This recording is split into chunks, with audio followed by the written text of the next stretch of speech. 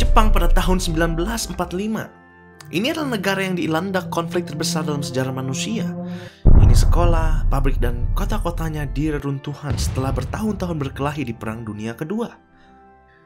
Yang jelas, Jepang tidak ada di tempat yang baik untuk memulai salah satu peningkatan ekonomi terbesar dalam sejarah. Setelah Perang Dunia Kedua selesai, negara-negara yang terlibat belajar akan kesalahan mereka dan mencegah peperangan lain antara negara. Untuk melakukan ini, mereka mendirikan skema bantuan luar negeri besar yang bertujuan untuk membangun infrastruktur, industri modernisasi, dan perjanjian perdagangan kepada negara-negara lain.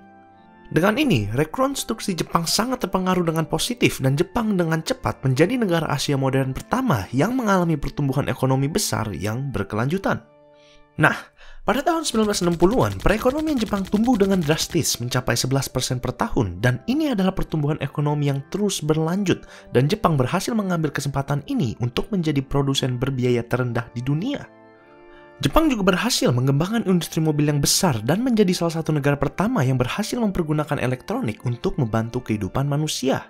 Jepang bekerja dengan sangat cermat untuk memastikan kekayaan yang baru ditemukannya ini telah diinvestasikan dengan bijaksana ke dalam infrastruktur seperti kereta berkecepatan tinggi, bandara, dan sistem kereta yang membuat perekonomian mereka semakin luar biasa. Pada puncak jayanya, ada begitu banyak kekayaan di Jepang sehingga pasar properti di Tokyo mengalami beberapa anomali yang cukup gila. Pada akhir 1980-an diperkirakan bahwa istana kekaisaran yang memiliki luas hanya 3,4 km persegi di pusat kota Tokyo memiliki nilai tanah yang lebih besar dari semua real estate yang ada di tanah Pulau Jawa dan Sumatera digabung. Tentu saja, istana kekaisaran Jepang ini tidak pernah benar-benar dijual dan ini hanya didasarkan pada biaya persegi tanah di daerah ini. Tetapi ini akan memberi kalian gambaran tentang berapa banyak uang yang berputar di Jepang pada saat itu. Jadi intinya, perkembangan Jepang pada saat itu memasuki level yang sangat gila dan banyak orang yang berprediksi bahwa Jepang akan cepat melewati Amerika sebagai negara perekonomian terkuat di dunia. Secara internasional, Jepang telah berhasil menjadi produsen mobil terbanyak di dunia. Mereka pun menjadi pelopor untuk pemakaian elektronik bagi kehidupan sehari-hari para konsumen. Perusahaan-perusahaan mereka pun dengan cepat juga menjadi perusahaan yang diakui di seluruh dunia. Dan negaranya sendiri menjadi salah satu tempat tercantik untuk para turis kunjungi karena kekayaan tradisinya. Tetapi, pada tahun 1990-an, itu semua berakhir. Produk domestik bruto Jepang pada tahun 1994 adalah 4,9 triliun US dollar. PDB Jepang saat ini adalah 4,9 triliun US dollar. Ya, tidak berubah. Memang, ini masih menjadikannya ekonomi yang sangat besar dan ketiga terbesar di dunia di belakang Cina dan Amerika Serikat. Tetapi ini juga berarti bahwa Jepang tidak mengalami pertumbuhan ekonomi sama sekali dalam 30 tahun terakhir. Lebih lagi, industri utama Jepang pada saat ini berbentrokan dengan ekonomi Asia lainnya yang juga sedang mengalami pertumbuhan ekonomi mereka sendiri. 20 tahun lalu, jika kamu menginginkan mobil ekonomis yang handal, kamu tidak dapat melewati merek Jepang. Saat ini, perusahaan mobil-mobil Jepang kalah dalam penentuan harga dan jaminan oleh pabrik-pabrik mobil Korea Selatan yang telah masuk ke dalam market yang sama. Hal yang sama pun berlaku untuk elektronik konsumen di tahun 70-an dan 80-an. Tidak ada negara yang bisa menyentuh kehebatan Jepang. Tetapi hari ini negara Cina sudah hampir mengambil habis market ini. Nah, jadi hari ini yang kita akan lihat adalah apa yang dilakukan pemerintah Jepang tentang ini. Untuk mengontrol ekonomi dimanapun, pemerintah memiliki dua mekanisme kontrol esensial. Ini adalah kebijakan moneter dan kebijakan fiskal. Kebijakan moneter adalah kenaikan atau keturunan atas suku bunga oleh bank sentral. Jika bank menurunkan suku bunga, itu berarti orang akan membayar lebih sedikit uang untuk hutangnya. Seperti pinjaman rumah atau pinjaman mobil contohnya. Orang akan memiliki banyak uang cadangan di akhir bulan untuk, shopping. Dan percaya atau tidak, sebetulnya inilah yang dibutuhkan perekonomian untuk terus tumbuh. Tetapi sisi negatifnya adalah suku bunga yang sangat rendah akan menggoda orang untuk meminjam banyak uang, yang juga berarti mengundang inflasi.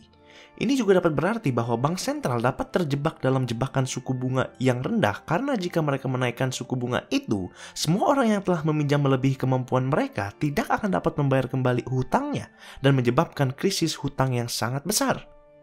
Nah, pada pertengahan 90-an di puncak kenaikan ekonomi, Bank Jepang memiliki tingkat suku bunga sebesar 6%. Saat ini, dalam upaya darurat untuk merangsang ekonomi, Bank Jepang memiliki tingkat kas negatif 0,1%, yang berarti bahwa Bank Sentral Jepang sebenarnya membayar bank lain untuk meminjam uang darinya. Kami tahu apa yang kalian pikirkan, tetapi tidak.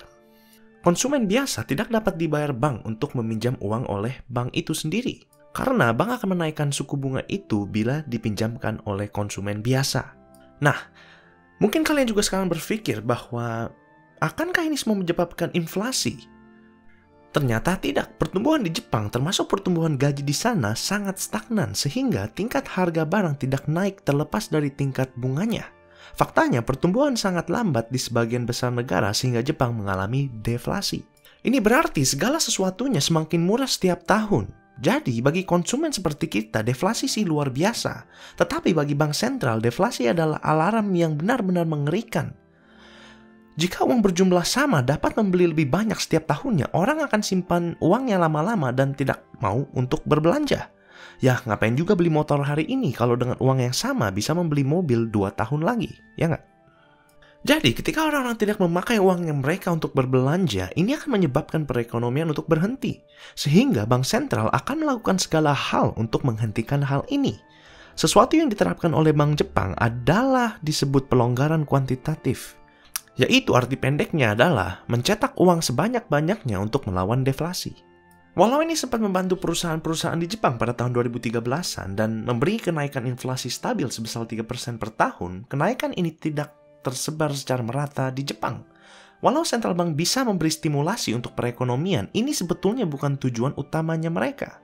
Tujuan utama Central Bank adalah untuk mempertahankan stabilitas akan sebuah mata uang, yang biasanya berarti menjaganya pada tingkat inflasi 2-3% setiap tahunnya. Nah, cara kedua yang bisa membantu stimulasi perekonomian adalah kebijakan fiskal. Jika pemerintah ingin meningkatkan ekonominya, pemerintah akan menurunkan pajak. Ini artinya warga mempunyai lebih banyak uang di dompet yang diharapkan untuk mereka pakai dan berbelanja ke berbagai macam bisnis, yang lalu akan memperkerjakan masyarakat yang juga akan keluar dan menghabiskan gaji mereka dan seterusnya sampai mudah-mudahan ekonomi negara kembali berkembang dengan pesat.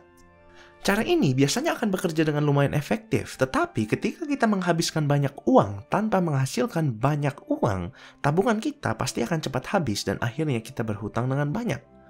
Untuk negara yang berekonomi sehat, nilai produk domestik bruto negara itu akan lebih tinggi atau kurang lebih sejajar dengan hutangnya. Hutang negara Jepang sekarang berada di 12 triliun US dollar dan PDB negaranya hanya 4,9 triliun US dollar. Hampir 2,5 kali lebih besar dibanding produk domestik bruto nasional Jepang. Sampai saat ini, Jepang sedang terus mencari cara agar dapat memperbaiki ekonomi negaranya. Dan salah satu cara yang paling handal adalah meningkatkan keunjungan turis agar mereka datang dan menghabiskan uangnya di perekonomian Jepang. Jadi untuk kalian yang ingin liburan setelah COVID-19 ini selesai, pertimbangkan Land of the Rising Sun ini. Terima kasih semuanya, kami harap kalian terhibur dan telah belajar sesuatu dari video ini. Jangan lupa untuk like dan subscribe channel kami untuk video-video selanjutnya, dan cek juga video-video edukasi kami lainnya. Makasih lagi semuanya, dan sampai jumpa di berikutnya.